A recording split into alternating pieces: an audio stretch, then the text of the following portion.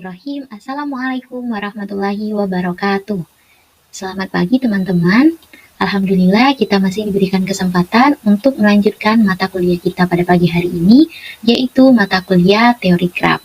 Nah, sebelumnya perkenalkan nama saya Rizky Rahmawati dengan NPM A1C020037. Pada pagi hari ini akan mewakilkan kelompok 8 untuk menyampaikan materi graf planar.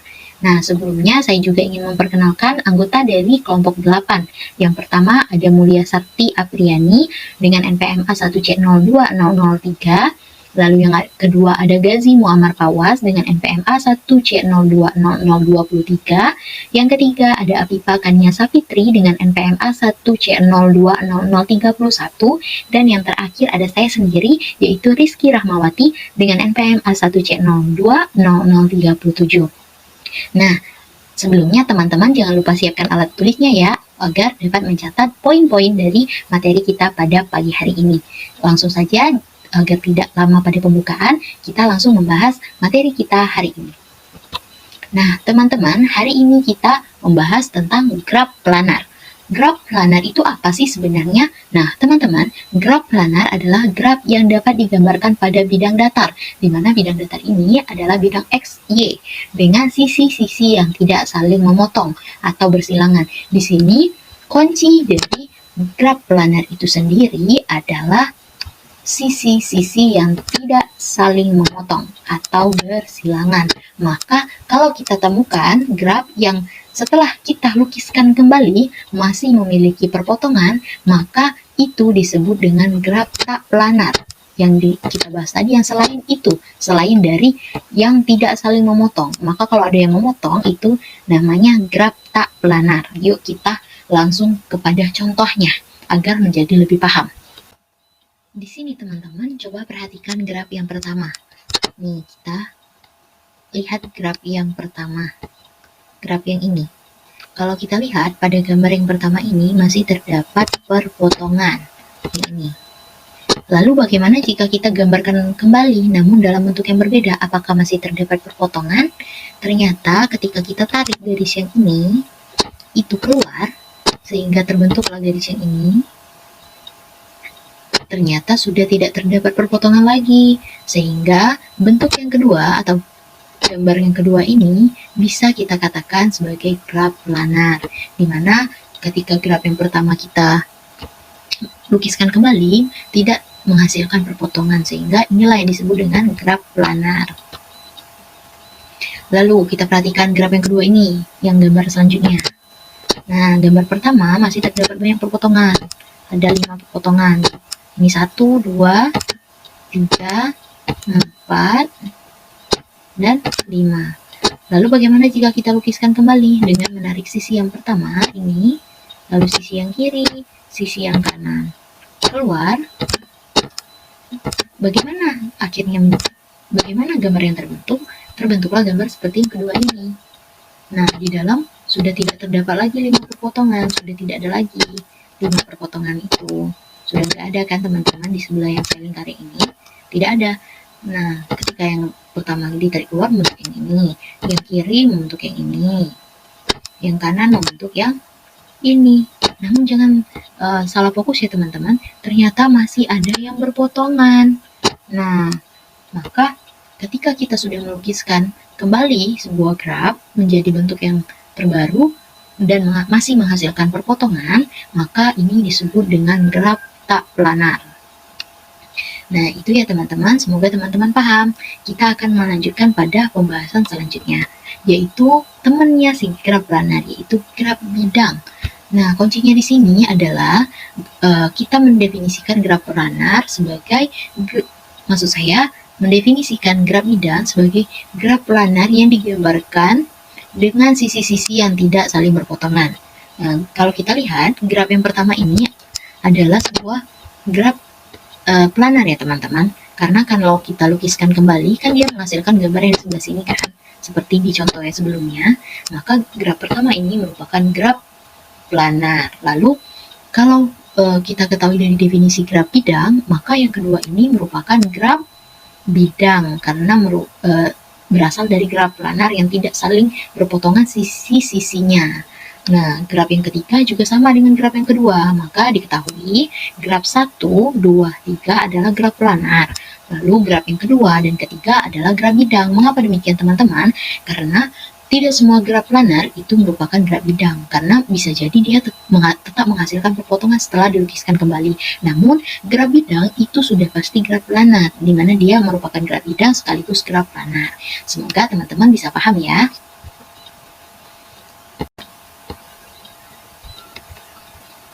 Nah, sekarang teman-teman, saya ingin mengajak kita semua untuk lebih mendalami makna dari graf planar itu sendiri. Di sini kita akan mencoba menggambarkan graf di bawah ini, graf yang ini menjadi graf bidang, di mana membuat sisi-sisinya tidak berpotongan, ya teman-teman. Nah, kalau kita lihat yang berpotongan itu ada banyak ya, yang ini berpotongan, yang ini berpotongan, yang ini berpotongan, yang ini berpotongan, yang ini berpotongan juga, dan yang ini ada banyak. Maka bagaimana kita membuat sisi-sisi yang berpotongan ini tidak menjadi sisi-sisi yang berpotongan lagi?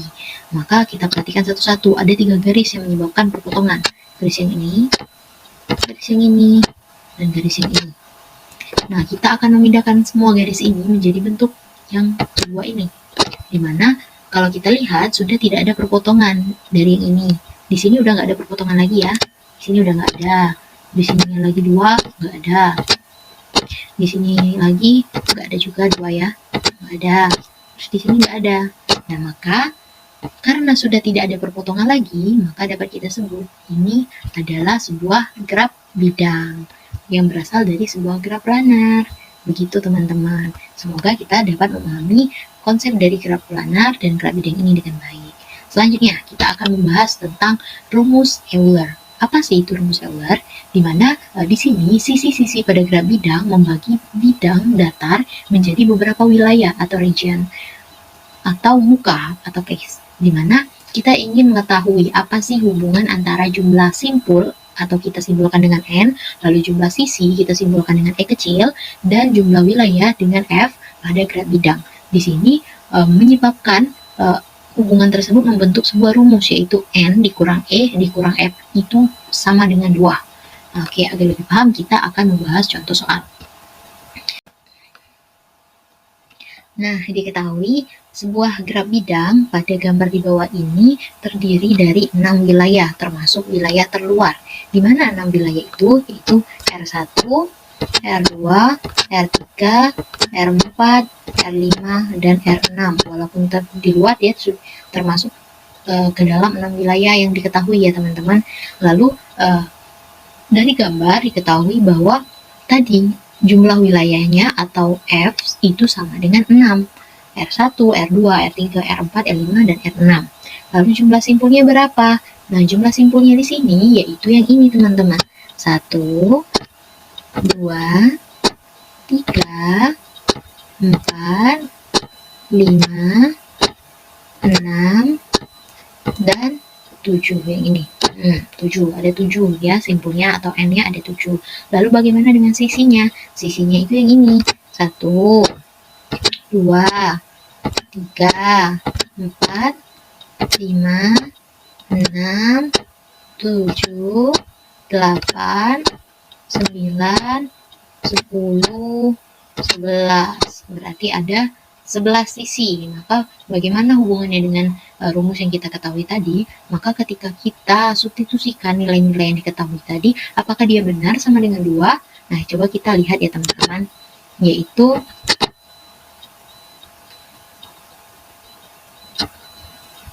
N-nya tadi kita masukkan. N-nya tadi ada 7.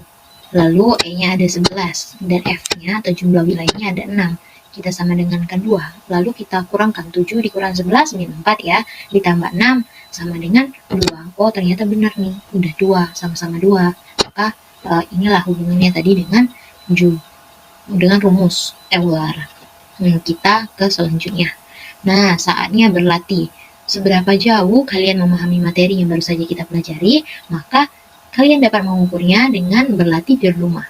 Yaitu ibu di sini memberikan sebuah soal, yaitu misalkan graf sederhana planar memiliki 18 buah simpul, masing-masing simpul berderajat 4. Representasi planar dari graf tersebut membagi bidang datar menjadi sejumlah wilayah atau muka. Berapa banyak wilayah yang terbentuk? Maka di sini sudah diketahui jumlah simpulnya ada 6, lalu berderajat 4. Maka tinggal kita cari nilai F-nya. Nah, ini sebagai latihan teman-teman di rumah. Jangan lupa dicoba ya untuk mengukur seberapa paham kita dengan materi yang telah kita pelajari. Oke teman-teman, selanjutnya kita akan membahas tentang ketaksamaan Euler. Pada graf planar sederhana terhubung dengan F buah wilayah dengan N buah simpul, di mana N ini lebih besar sama dengan 3, dan E buah sisi, di mana E lebih besar daripada 2. Asumsinya setiap wilayah pada graf planar dibatasi oleh minimal 3 sisi. Selalu berlaku E kurang dari sama dengan 3N dikurang 6. Ketaksamaan ini disebut dengan ketaksamaan Euler. Nah, jika asumsinya setiap wilayah pada graf planar dibatasi oleh minimal 4 sisi dan pada graf tidak terdapat sirkuit dengan panjang 3, maka ketaksamaannya menjadi E kurang dari sama dengan 2N dikurang 4. Selanjutnya, jika suatu graf sederhana adalah graf planar, maka ia memenuhi ketaksamaan Euler. Maka berlaku sebaliknya, jika graf tak planar, maka ketaksamaan tersebut tidak dipenuhi. Nah, kita akan membahas contoh soal. Nah, di sini kita akan mencoba sebuah soal di mana diketahui sebuah graf planar dengan sisi 6. Diminta untuk menentukan jumlah minimum simpul yang mungkin dari graf tersebut.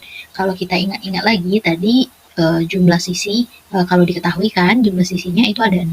Lalu kita ingat-ingat lagi tadi E itu kurang dari sama dengan 3N dikurang 6. Karena E-nya tadi atau sisinya tadi diketahui 6, maka kita dapat memasukkan atau mensubstitusikan nilai E-nya itu sendiri, di mana 6 menjadi kurang dari 3N dikurang 6. Kita pindahkan yang sama, yaitu 6 ditambah 6 menjadi 12, di mana 12 menjadi kurang dari 3N. Nah, kita ingin mencari nilai N atau simpulnya tadi.